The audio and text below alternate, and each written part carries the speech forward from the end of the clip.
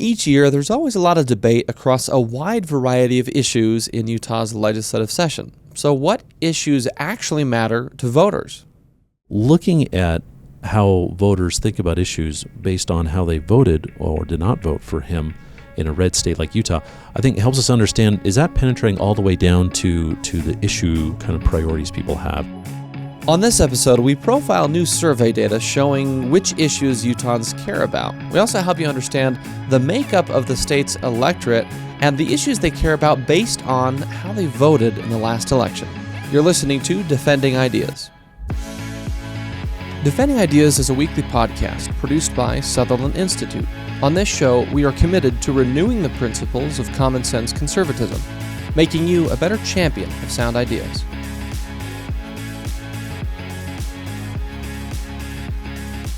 Welcome back to another episode of Defending Ideas. I'm your host, Nic Dunn, and this week we're talking about a wide range of policy and legislative issues that have been discussed and debated during Utah's legislative session, which happens at the first part of each year.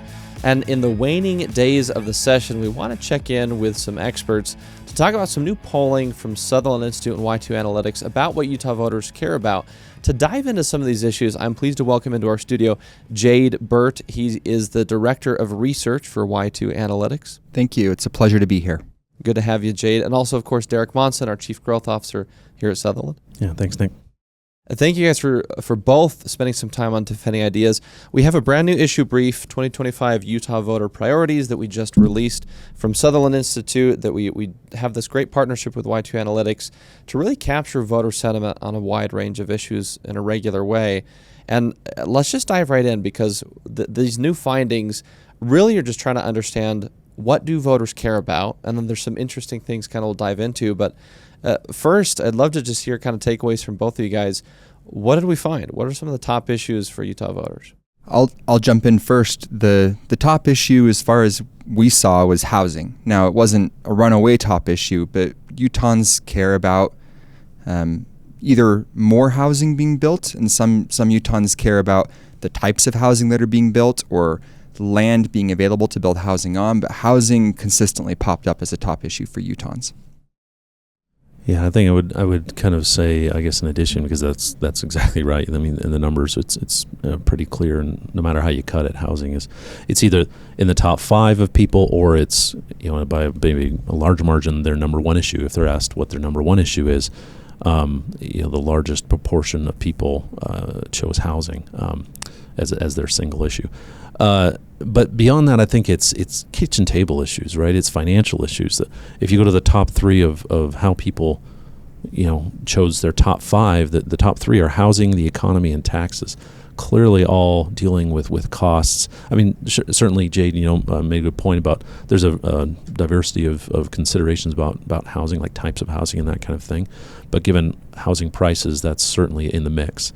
And you could argue maybe the 4th issue on the list was healthcare, and again, we didn't ask and dive deep into what people were saying there, but I think it's arguable that some of that issue is also the cost. Healthcare is an expensive thing. So people seem to be more concerned about the stuff impacting their wallets and their bottom lines than about their deep ideological views or kind of what they see in the news sometimes focused on as controversial issues.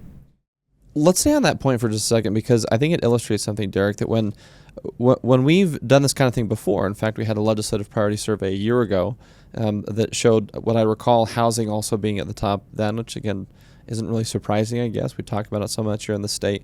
But the way you describe kind of the key issues, and I'm just going down the list in the first chart in our issue brief that we'll link to in the show notes: housing, the economy, taxes, healthcare. That kind of bundle that kind of clusters at the top as far as most often being in the top 5 issues. When you describe them as kitchen table issues, do you think there's a disconnect between the kinds of issues we see on social media, in mainstream press, debated, sometimes even talked about by our elected officials or candidates for office? A lot of controversial things that generate a lot of attention. And for those of us who are engaged voters and care about things, sometimes, generate a lot of bandwidth for us to feel like we need to participate in. But then you look at this, and to your point, Derek, if it's just kitchen table issues, I guess my question is, are we debating the wrong things on social media and in the press? Does this kind of show that regular people don't care about the stuff we think they care about? Yeah, I think there is some level of disconnect between what gets the attention and what people care about the most. I mean, people care about what's impacting their day-to-day life. I think it's probably a common sense thing for most people. What's impacting my day-to-day life is, my job, how much, can I afford to put food on the table, how is things going with my family, and some of these issues that generate a lot of passion and a lot of disagreement that create cliques or that create wars on X or on Facebook, aren't always those kinds of issues. Sometimes they are, right? Sometimes, a tax question can be one of those issues in particular. But how the economy's doing, what the next housing kind of issue is, doesn't necessarily compete as well on those platforms as, say, questions like immigration and abortion that just rouse people's passions and they want to engage and they want to fight over them. And so you do see a lot of attention on those issues, and to a lesser extent in the legislature. The legislature, legislature's not just doing what you see in the news, right? They're doing a lot more stuff. They're addressing issues of housing and the economy, taxes and healthcare, as well as things like immigration and abortion, those other issues. But still, the most passionate players in legislative debates tend to be driven by some of these more controversial issues, and so maybe they get a higher level of airtime up there than the average voter would give them. But again, lawmakers are still responsive to the people who vote for them, their constituents, and so they also address these more kitchen table financial issues.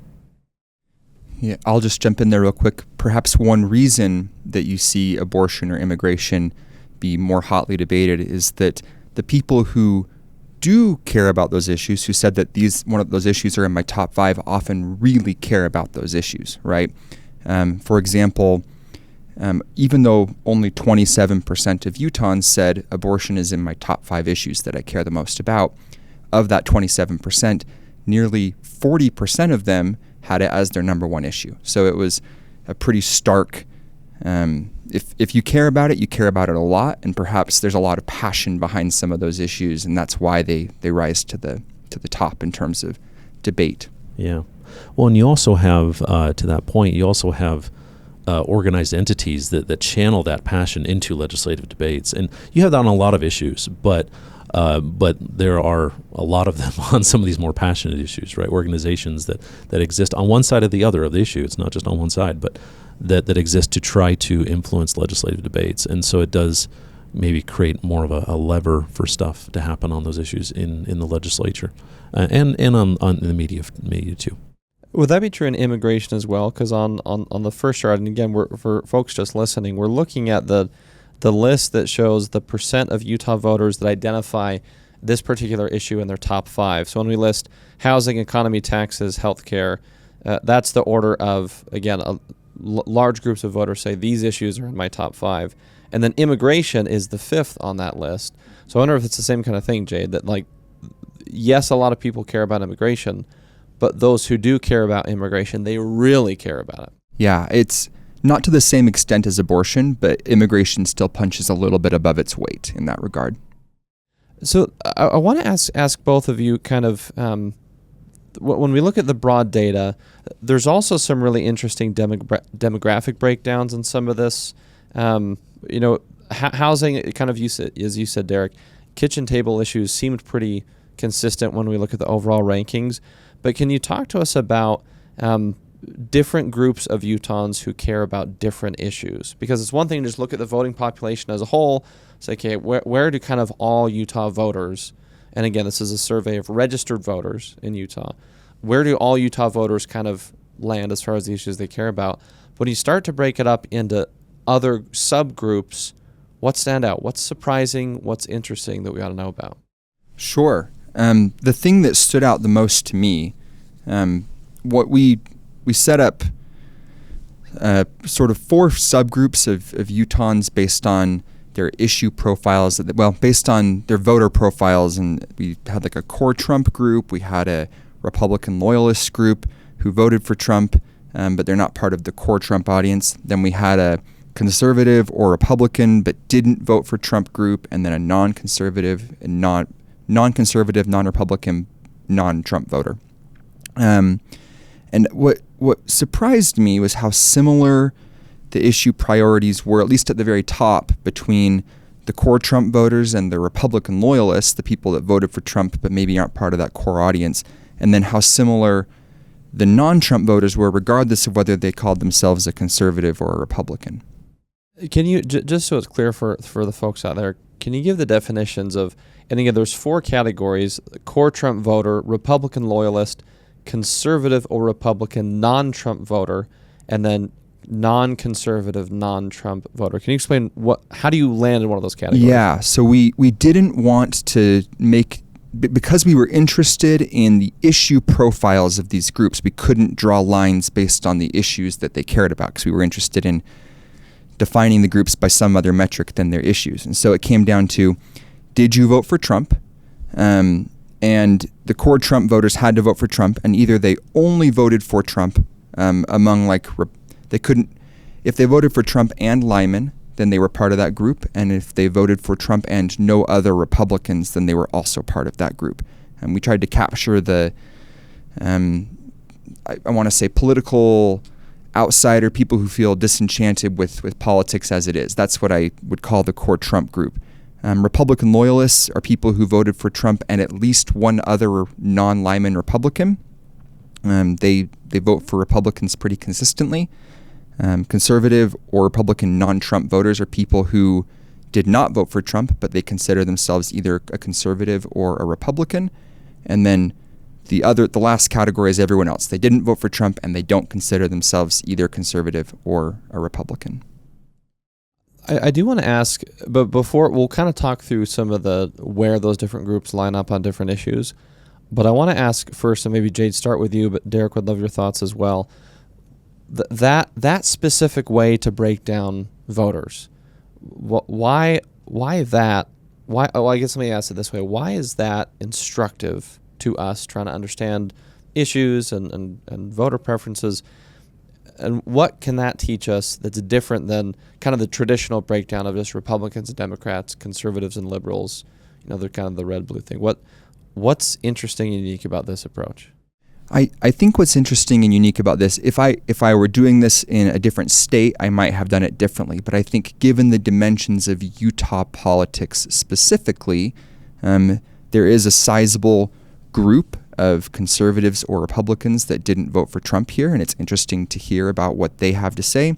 There's in this most recent election, we had a large group of people who voted for a writing candidate, and it was interesting to hear sort of the viewpoints of that group as well, in Phil Lyman supporters. And so I think it was instructive to set it up this way, in the sense that after an election, it's often interesting to see what issues do the supporters of various candidates care about, and then it helps you identify, if these people voted for me, what issues should I try to represent or think about or write policy gearing towards solving these issues? Yeah, I think I would add just, maybe if you take a step back, whatever you think about him as a politician or as a person, President Trump has been a changing figure, right? Like, not he's changing, but he's changed things, either being part of a kind of a realignment of politics or how we govern and what's acceptable in politics even. And that's particularly true, obviously, on the Republican side, because that's what the side he's on. And so looking at how voters think about issues based on how they voted or did not vote for him in a red state like Utah, I think it helps us understand, is that penetrating all the way down to the issue kind of priorities people have? Or is it just a political thing, or is it just like a team thing? It's like team red, team blue.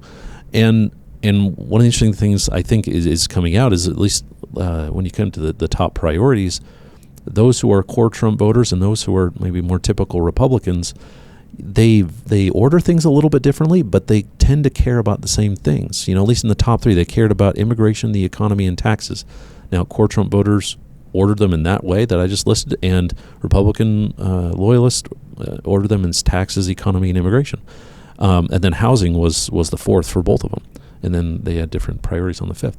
So there are some differences, but they're not dramatically different. You know, they have some diversity and variety in what they care about, but they also have a lot of overlap.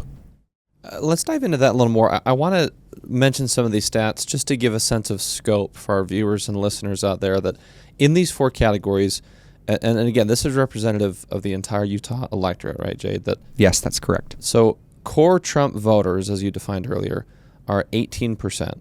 Republican loyalists are 39%. Conservative or Republican non-Trump voters are 9%. And then non-conservative non-Trump voters are 35%. So maybe a simple way to think of it as not conservative didn't vote for Trump, a little over a third of Utah electorate.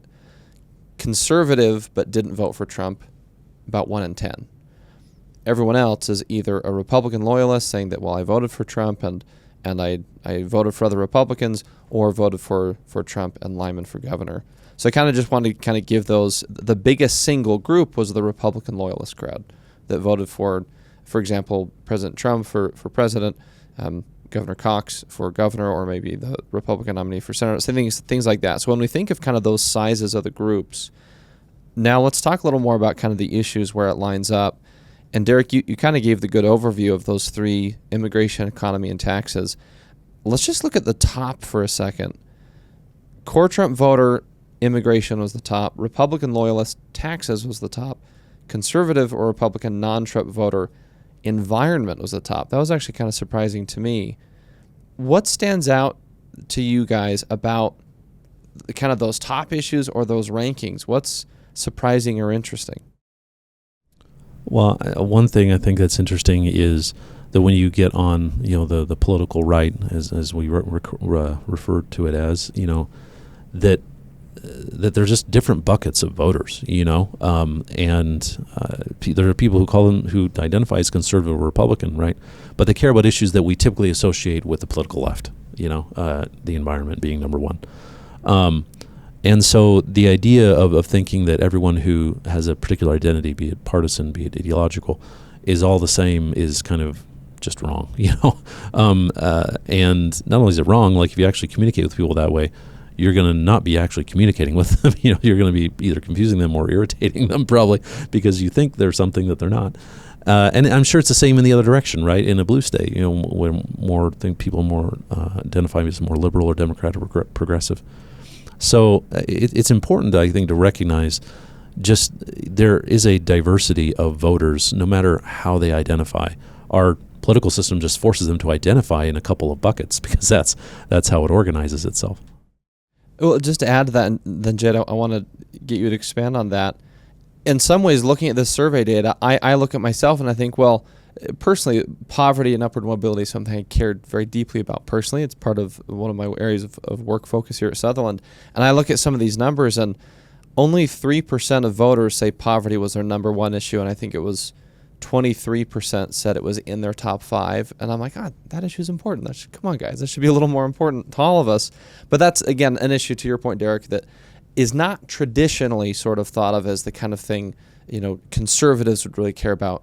And Utah being a predominantly conservative state, it makes sense to a degree. But to your point, there's a lot more nuance in how people think about issues, what they care about. And Jade, I'd love your comments on that. What should we learn from this from that standpoint? That, to Derek's point about, we're kind of sorted into political categories just by default and to some extent by necessity. And of course, election results provide an easy way to do that. But what stands out to you? What do you think that Utah voters or listeners and viewers out there in Utah and beyond Utah need to walk away from when they're looking at these 4 categories of the voter profile in Utah? What's maybe something they need to know that you're probably not going to hear in most kind of political commentary places that we would typically go? Sure. One thing that I started looking for, given how similar the Trump voters were and the non-Trump voters were within those 2 categories, I wanted to see what issues might bridge the divide between the 2. So where do you get the conservative or Republican non-Trump voters thinking about the same issues as Republican loyalists? And the 2 that pop up, one is crime. And if you're looking at the issue brief, it's a case where both crime appears in the top 5 for both of those, and the other one is energy policy, actually, which didn't make the top 5, but it's just right below it. And those are both issues where Republican loyalists and people that are conservative or Republican but not Trump voters maybe are thinking about the same thing in different ways than people in the core Trump or the not Trump, not conservative camp. And I thought that was something that was interesting to me as a case where some issues where there might be some discussion around perhaps like middle, it's not quite as polarized. Yeah, if I could add to that, I think Jade's hitting on an important point. There are kind of issues that feather through lots of different groups. One of them, I suppose, maybe should be obvious given our earlier discussion, but is housing. That actually shows up in everyone's top 5 at one level or another. And I think the important point this points to is, we hosted Yuval Levin at an event last night, and American Enterprise Institute scholar, very thoughtful guy, has written a book called American Covenant about the Constitution and how it can unite us. And the point he makes is our Constitution is designed to force majorities to expand in order to be empowered, right? We actually want to protect minority rights. So if you really want a durable, empowered majority, it needs to be more than just 50+1. And there are opportunities to build that, even despite the polarized time we're in with partisan division and disagreement. There are issues that cross boundaries like housing, like crime and energy, at least with certain groups. And so if you are an enterprising politician, elected leader, or campaign leader, someone in a political party, you're trying to figure out how do I really build something that's going to last? It's not just going to be the slim majority that once the other side gets their slim majority, they're going to wipe it out because, the president made all the decisions because he couldn't get stuff through Congress, and then the next president does away with all of it, that kind of thing. It's that there are a few issues, like particularly housing, crime, energy, where you can get broader appeal if you will focus there, right? If you kind of avoid that siren song of focus on the controversial issues that alienate half the country or half the state or whatever, and if you can do that, I think you can build a winning coalition, have a lot of success in driving a set of ideas into public policy. But if you're not going to do that, then we're going to keep getting what we're getting. Do you guys have any sense of why it seems like we so readily, I think willingly, sort of, not we at this table, but we voters, kind of generally speaking, we sort of are willing to be just pushed into these political boxes at times where it is a little bit of a binary. It's red versus blue, right versus left, regular American versus elite, or are you with the current president or against him? And, again, setting aside all recognition of varying views about the current administration, the past administration, all that kind of stuff. But there has been, in my view, such a push towards binary categories across all aspects of political life in this country that I don't actually think is productive. One, it doesn't seem accurate based on this. There's actually more nuance in voters, even in a state like Utah that some people might kind of view as a little bit homogenous when it comes to values or beliefs or those kinds of things. There's actually more nuance and diversity than people realize. But why does it seem like it's so easy for the American electorate to sort of be pushed into these binary polarizing boxes when looking at this data, it seems like that doesn't actually represent real life? Well, I think you're getting into like the whole history of the political parties in the United States, so that's hard to answer in a short time frame. But suffice to say, the direction of our politics has been for a number of decades now, but even going back further than that, I think into you should choose a camp you're with. Now it used to be that if you ultimately were unsatisfied with those camps, that over time, it would take time, but you could set up a different camp, right? And of course, oftentimes that meant one of the other parties went away, and so we still ended up with two, but they could change over time. The way I'm getting into kind of policy election kind of weeds here a little bit, but the way we nominate people has really made that more challenging and difficult. You combine that with the way our political culture has become polarized, and so now to disagree is to almost be an enemy, of me personally or of my team, my political team, and that keeps people in those camps. You can't see people as human beings because they aren't human beings anymore. You go and interact with someone who thinks differently than you, and all of a sudden you're a traitor to the cause, especially if you're an elected official. So you have some cultural dynamics going on, but then, again, how we nominate people reinforces those centers of, or the poles, I should say, on either side, that people cater to one group or the other in order to avoid being beaten a primary by somebody more representative of that group that I need to have on my side in order to win as a Republican or as a Democrat. And so there needs to be some change on the structural side, on the policy side, I think, to overcome this and how we nominate candidates. And I don't think the solution's actually out there right now. We need to figure it out. But the other element of it is a cultural one. Do you contribute to that feel of I have to be in one pole or the other, or do you try to rise above it and in the way you interact with people, and specifically with people who think differently than you do? I would agree with that. I think there's a great deal of tribalism. It's easy to associate with one side of the aisle. I feel like this is my team. But at the same time, once you go underneath the surface just a little bit, there's divisions even within what we might call modern day teams. So historically, there were, on the Democratic side of the aisle, there were divisions between the environmental groups and labor groups, right? More recently, we saw divisions on the Republican side of the aisle between people in favor of H-1B visas and people that were more anti-immigration, right? Like, I think we generate these coalitions that are 50% plus one, but at the end of the day, faction, even within these larger coalitions, faction checks faction, and the coalitions can break down sometimes. And I think that's when you start going below the surface, you'll find that in the nuances, there's still a lot of disagreement. Yeah.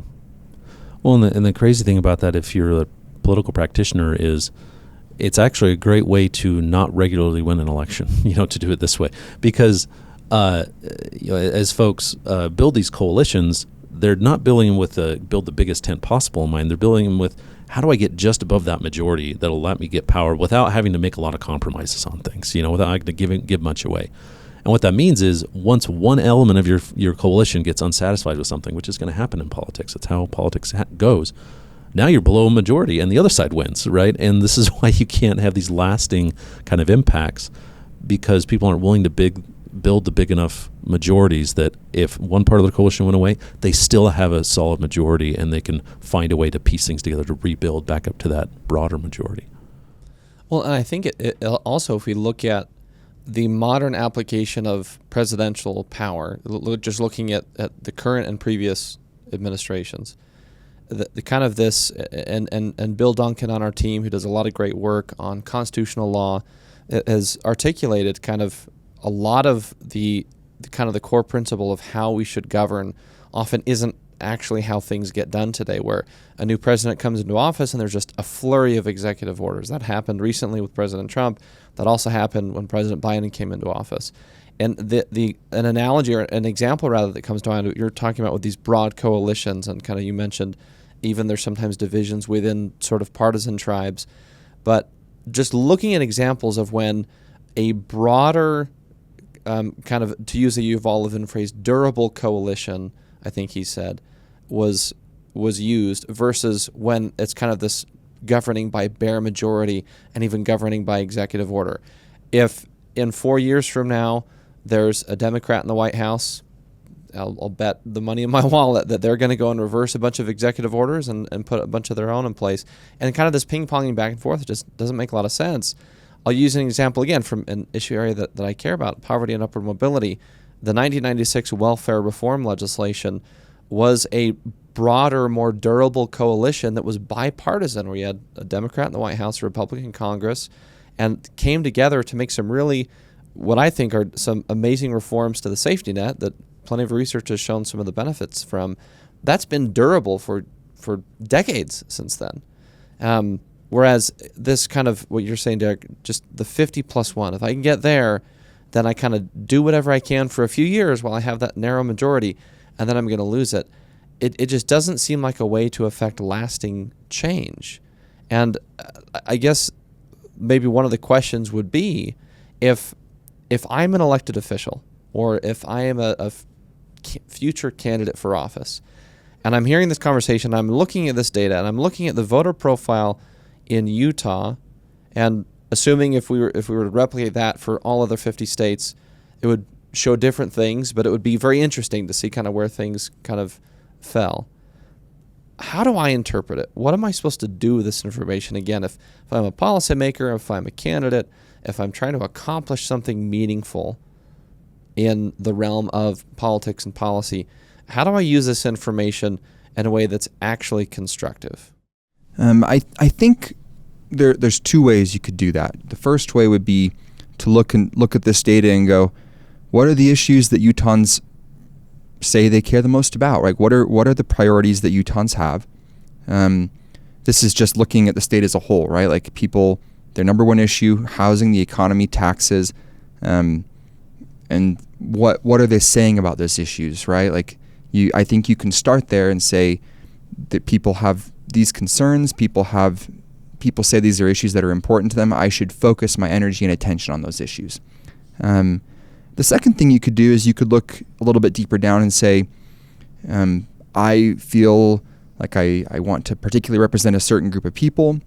What do they care about? And then you could adjust, maybe depending on how, if you're a member of the legislature, you could think about whether you represent everybody, you represent your constituents, you represent some subgroup within the state, and you could think about these are the issues important to that group, and spend your time and energy thinking about those issues and what policies you might put into effect.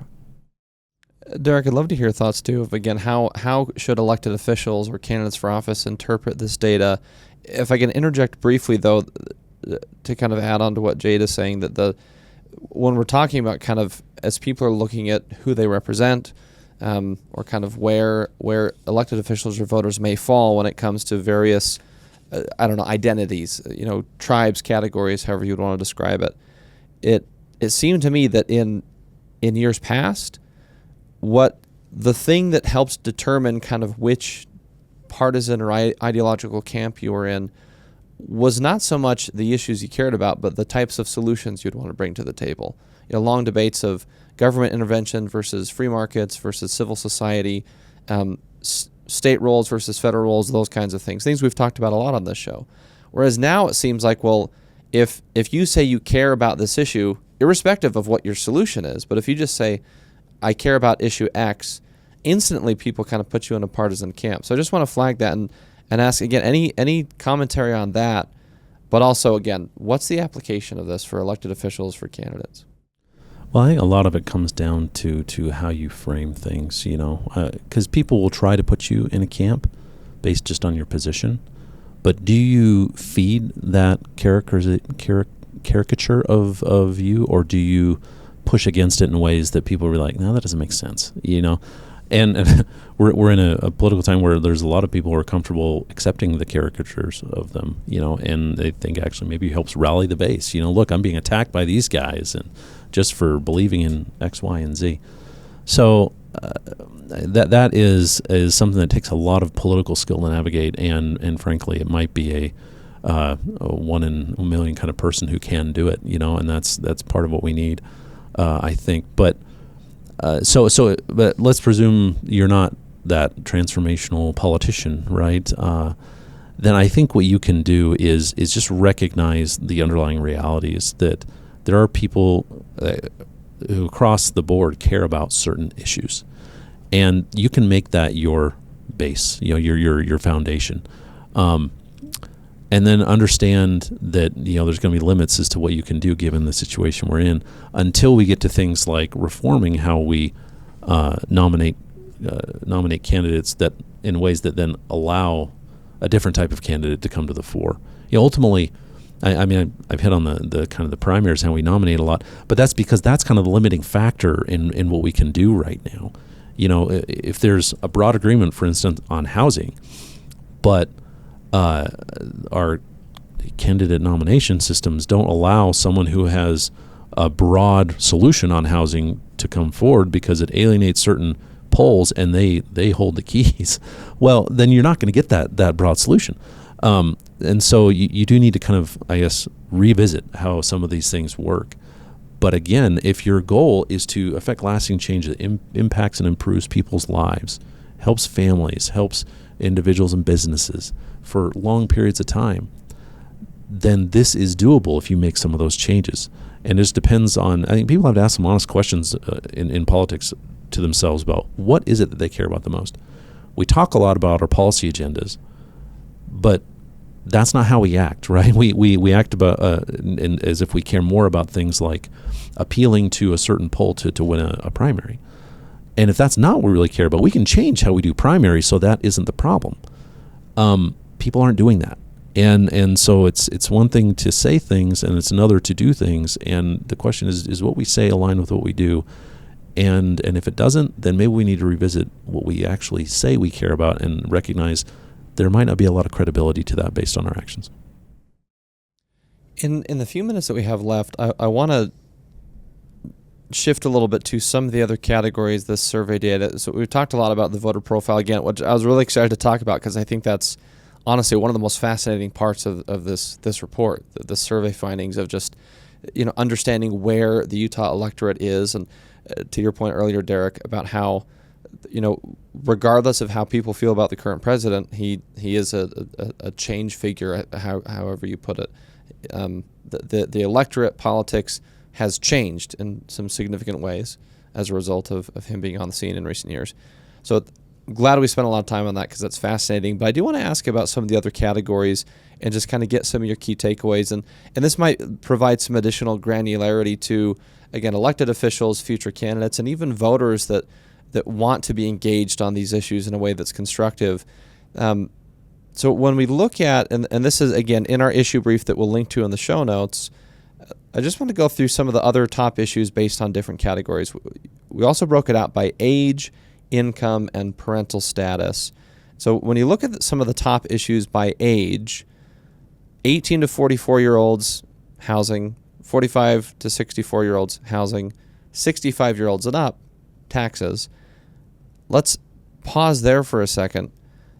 Talk about that age breakdown. Is it just as simple as when people are buying housing versus when they don't need to buy housing anymore? But either those or any of those issues in the top five, what stands out to you, maybe Jade, you first, about the fluctuation of top issues based on age? What should that tell us about sort of what's in the mind of these voters?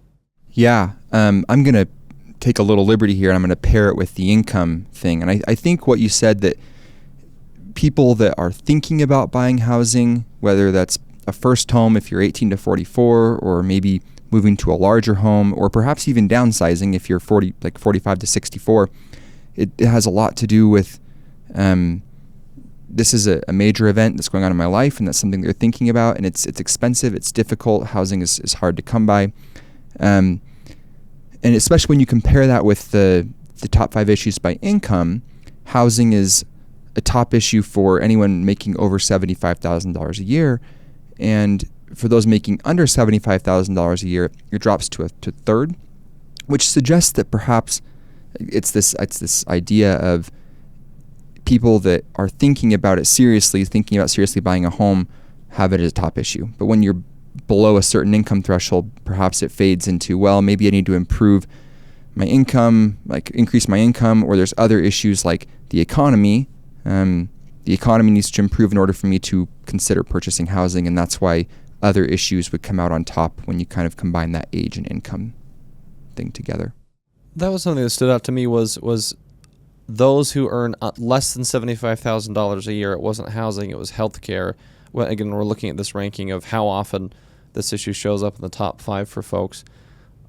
Why healthcare specifically was what I was wondering, because I think you might easily assume that, well, if somebody's income goes down, they're going to care more and more about whatever is expensive. Housing obviously is an essential good, and the more folks earn, I mean, even though those who earn more than $125,000, housing still ranks pretty high up there. But I think conventional wisdom might suggest, well, if you're lower income, the thing that you need that's expensive is going to be even more of an issue. Any insights as to why healthcare would have maybe been more pronounced than housing for that lower income bracket? Or any guesses if we don't really know on the data? Yeah, the data wouldn't speak to that necessarily, but I think the guesses is that below a certain income threshold, buying a house in right now is very difficult, if not impossible. whereas perhaps the more pressing economic concern you might face every day would be healthcare. A medical bill could set you back a lot, right? And so that's why healthcare surges among people making less than $75,000, and housing kind of takes a little bit of a dip, because it's just, as much as it'd be nice to own a home, it's something that's a less pressing consideration right now, because it's so difficult to purchase a home below a certain income threshold. Yeah, I would agree with a lot of that. Healthcare might be the thing that's realistic to really worry about. It's clear and present in front of you. You're going to the doctor, even if you can't afford to buy a home. And then when you can start to afford to buy a home, then that shoots up really quick because it's gotten really, really expensive. There's also possibilities depending on what part of the income scale. We don't have data to kind of look at this to verify. So like you said, Nick, it is something of a guess, but folks on the lower end of the income spectrum can tend to have certain healthcare challenges, that I would expect make that a more pressing issue for them. Everybody, across the income spectrum, there's healthcare issues no matter where you go, but they maybe are disproportionate. I suppose some of them more chronic kind of disease issues in the lower income spectrum. So I'd imagine that might be influencing that outcome as well. The other category we have in here is top 5 issues by parental status, and just because the institution of the family in general is such an anchoring aspect of a lot of what we do here at Sutherland, faith, family, and freedom, kind of our 3 core pillars, and recognizing how important family is. I want to touch on this for a minute before we start to wrap up, and it's broken out by parent and non-parent, and let me just go through these, and then would love any insights of kind of the differences. But for parents, their top 5 issues tend to be housing, K-12 schools, the economy, taxes, and healthcare. Again, that's for parents. Non-parents, their 5 issues tend to be taxes, healthcare, housing, immigration, and the economy. And so it's interesting to me that between parents and non-parents, immigration shows up for non-parents but not for parents. And then K-12 schools understandably shows up for parents but not for non-parents. But anything else that we would want to glean from that, again, as we're thinking about maybe some of this is sort of where people are in their lives or just what their circumstances are, but any key takeaways for that? Again, if I'm a policymaker and looking at this, and kind of coming back to what you're saying, Jade, of who I represent or who do I want to represent, Utah is a very pro-family state. We have lots of kids in the state, statistically speaking, but not everyone in Utah is a parent. So if I'm an elected official, I want to represent all my constituents, whether they're parents or not. What does the survey data tell me? Yeah, let me clarify one thing here too as well. The non-parent category includes anyone that may have had a child at some point in their life, but the child no longer lives at home. They're an adult. They're a grandparent. So I think that might be why taxes comes up at the top, because if you look at the age thing, those 65 plus, taxes is a big issue, right? And so they perhaps were a parent, but now they're retired, and property taxes or Social Security taxes are something that they're thinking a lot about, right? And so this non-parent category is a large category of people as well. But specifically, the parent thing, seeing K through 12 public schools makes a lot of sense to me. Seeing housing makes a lot of sense. Parents are looking to, if their families are maybe growing, they're looking to move to a bigger home, move to a place where they have a yard or a little bit of space for children to play. Like I think a lot of this makes sense, and especially having that insight into the non-parent category includes people that maybe are parents but their children just don't live at home anymore. Helps us make sense of that ranking about why taxes might be on top. That's helpful clarification. Thank you. Well, I think one thing that stands out to me, and this is true of as well these other categories of income and age, but is the challenge that these differences represent in actually enacting broad-based public policy. Because something, for instance, that they both parents and non-parents put taxes in their top 5, right?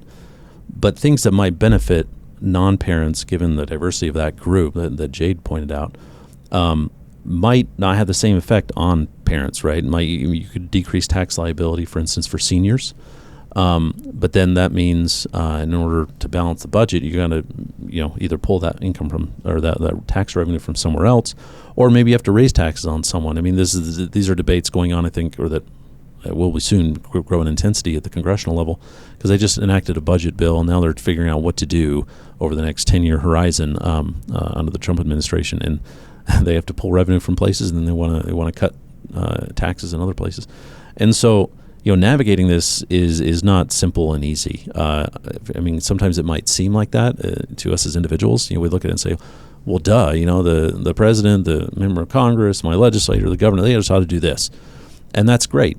For some people, and then it's not going to be great for others, and those people are going to care too, and they're going to speak up. And so it takes a little bit of skill in terms of being able to bridge these things to find something that actually can build a broad base of support enough to be able to get through a legislative process at the federal or the state level, and that takes time. That's why we have a representative system, because you need to be working with people over a period of time in some level of full time, whether it's for 45 days like our state legislature or in Congress kind of more year round, in order to navigate those landmines and then find the actual solution that's going to have the ability to move forward. I think that's probably a good place to end, actually kind of coming full circle back to the legislature, to the legislative session. That I guess the way I would interpret that, Derek, or restate it, is just that governance is hard. Public policy is complex. And anyone who tells you that governance is easy and public policy is simple, they're just wrong. And that's why data like this and the work of think tanks and the work of polling organizations is so important. And so again, I just want to thank both of you. Again, we will post this issue brief on our website and in the show notes for this episode so folks can go and read it. Really interesting data in here, just again, understanding how people feel, what's important to Utahns, what's important to different groups of Utahns. And if you want to get a good sense of where different Utahns are on different issues with respect to kind of the political alignment, or maybe to some extent realignment, really good stuff in there. So again, I want to thank Jade Burt, Director of Research for Y2 Analytics, for being here, and Derek Monson with us here at Sutherland. Thank you both for being on Defending Ideas. Thank you, Nick. Thank you. We're going to take a quick break before we leave you with some final talking points. This is Defending Ideas. We'll be right back. Sometimes it's hard to keep up with the latest policy debate that affects your life. The solution? Subscribe to Sutherland Institute's weekly newsletter, where you'll find in-depth insights from seasoned policy experts, compelling multimedia, and advance notice of special events. Visit sutherlandinstitute.org. Welcome back to Defending Ideas. Here's the big takeaway to me from the conversation today. There's a lot more nuance and diversity of views among voters than you think. It's really easy for us to view our fellow Americans through the lens of polarized binary camps, but that just doesn't represent reality. Yes, there are broad ideological or philosophical categories, and there are some commonalities across these kinds of groups that can manifest in coalitions that win elections. But when you ask people about the issues they really care about, you might be surprised to learn that it's not so easy to lump voters into one of two neatly defined boxes. All this just means that you and I need to make more of an effort to engage in real conversations with others, seeking to truly understand the issues that motivate them. I think this realization is going to help reduce polarization and contempt and help us better understand our fellow Americans, even if we still don't always agree. That'll do it for this episode of Defending Ideas. If you enjoyed this discussion, please visit defendingideas.org, where you can access previous episodes and watch or listen on your favorite platform. Don't forget to subscribe to Defending Ideas on Apple Podcasts, Spotify, or YouTube, essentially wherever you like to get your shows. And please share this episode on your own social media profiles or with a friend, family member, or coworker who may find it interesting. And lastly, if you want to support the broad work of Sutherland Institute, if you want more conversations like this, please make a contribution at sutherlandinstitute.org/donate. Thanks again for joining us on Defending Ideas from the Sutherland Institute in Salt Lake City. I'm Nic Dunn. We'll see you next time.